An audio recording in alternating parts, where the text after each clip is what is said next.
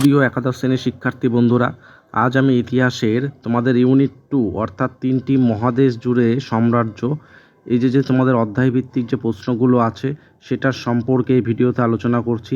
তোমরা যারা চ্যানেলে নতুন এসছো তারা চ্যানেলটি অবশ্যই লাইক, কমেন্ট এবং শেয়ার করে দিও বন্ধুদের মাঝে। তো চলো দেখি, শুরু করে যাক। দেখো, তোমাদের এই অধ্যায়টার নাম হলো 3টি মহাদেশ জুড়ে সাম্রাজ্য। তাহলে দেখো, অধ্যায়ভিত্তিক যে প্রশ্নগুলো তোমাদের দেয়া আছে বইতে, অর্থাৎ অনুশীলনী ভিত্তিক যে প্রশ্নগুলো এমসিকিউ যেগুলো আছে, যেগুলো প্রতিটির মান হচ্ছে 1। দেখো, এখানে মার্ক করে দেওয়া আছে অ্যান্সারগুলো, তোমরা সঠিকভাবে বুঝে নিয়ে খাতার মধ্যে লিখে নিও।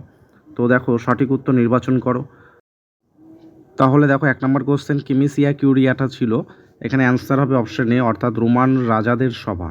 তারপর দেখো 2 নম্বর কোশ্চেন, রোম সাম্রাজ্যের দক্ষিণ সীমানায় আছে, এখানে অ্যান্সার হবে অপশন এ, সাহারা মরুভূমি। তারপর দেখো 3 নম্বর কোশ্চেন, পিতৃভূমির পিতা নামে পরিচিত ছিলেন, এখানে অপশন সি হবে সঠিক অ্যান্সার, সিসেরো।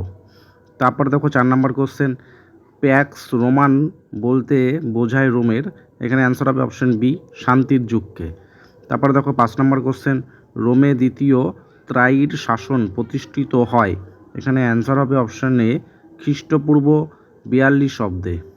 তারপর দেখো 6 নম্বর কোশ্চেন, হ্যামিলকার বার্কা ছিলেন, এখানে অ্যান্সার হবে অপশন ডি, কার্থেজের সেনাপতি।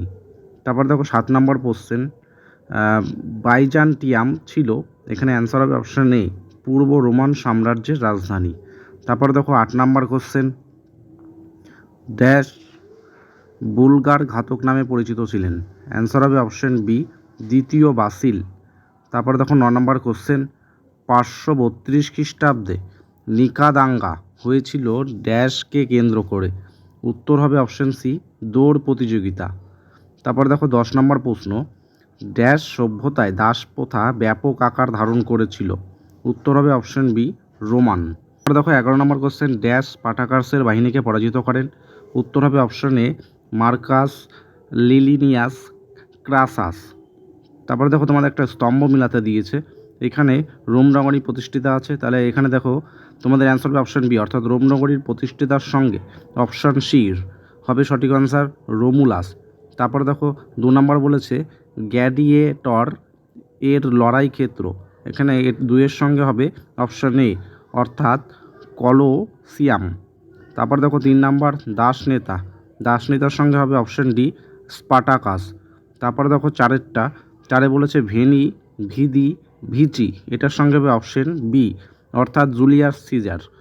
তারপরে দেখো পরবর্তী প্রশ্ন, রোমান সাম্রাজ্য প্রশাসনিক কাজে ব্যবহার করা হতো, এখানে অপশন আছে ল্যাতিন ভাষা, হিব্রু ভাষা, গ্রিক ভাষা, আর্মেনিয়া ভাষা। তাহলে দেখো, এখানে বিকল্প সমূহের মধ্যে সঠিক অ্যান্সার হবে অপশন এ, অর্থাৎ 1, 3 সঠিক এবং 2, 4 ভুল। তারপরে দেখো বিবৃতিমূলক আরও কিছু কোশ্চেন দেওয়া আছে। দেখো 14 নম্বর কোশ্চেন, রোমান সাম্রাজ্য একটি সেনেট ও একজন সম্রাট নিয়ে একটা জটিল শাসন ব্যবস্থা ছিল, তাহলে এখানে সঠিক অ্যান্সার হবে অপশন এ, বিবৃতি খ, বিবৃতি কয়ের বিরোধিতা করছে। তারপরে দেখো 15 নম্বর কোশ্চেন, রোমান সাম্রাজ্যে সাহিত্য ও দর্শনের একটি সমৃদ্ধ ঐতিহ্য ছিল, যেখানে সিসেরো এবং সেখানকার মতন উল্লেখযোগ্য ব্যক্তিত্ব ছিল। বিবৃতি খ বলেছে, রোমান সাম্রাজ্যের সামাজিক অবস্থান নির্বিশেষে সকল নাগরিকের জন্য শিক্ষা গ্রহণ বাধ্যতামূলক ছিল। বিবৃতি ক এবং বিবৃতি খ এর মধ্যে সঠিক সম্পর্ক দেখায় এমন বিকল্পটি নির্বাচন করো। তাহলে দেখো, এখানে অপশন অনুযায়ী তোমাদের সি এরটাই সঠিক অ্যান্সার বলে মনে হচ্ছে, এখানে বিবৃতি ক সত্য এবং বিবৃতি খ মিথ্যা। দেখো 16 নম্বর কোশ্চেন, রোমান শাসকদের শাসনকাল অনুযায়ী সঠিক বিকল্পটি নির্বাচন করো, তাহলে এখানে অ্যান্সার হবে অপশন সি, আগাস্ট, নিরো, হেনরিয়ান, মার্কস, অ্যালেরিয়াস। দেখো ইউনিট 2 অর্থাৎ এই 16টি কোশ্চেন কিন্তু তোমাদের পাঠ্যসূচিতে ছিল। তোমরা যারা চ্যানেলে নতুন এসছো তারা অবশ্যই চ্যানেলটি লাইক, কমেন্ট এবং সাবস্ক্রাইব করে পাশে থেকো। আর তোমরা যারা আগের ভিডিওটি দেখোনি, অর্থাৎ ইউনিট 1 এর ভিডিওটি তোমরা দেখোনি, তারা অবশ্যই ভিডিওর ডেসক্রিপশন লিঙ্কে গিয়ে ক্লিক করে দেখে নিও এবং সবসময় আমাদের পাশে থেকো লাইক, কমেন্ট, সাবস্ক্রাইব করে। আজকের ভিডিও এই পর্যন্তই, পরবর্তী ভিডিওতে আবার দেখা হবে।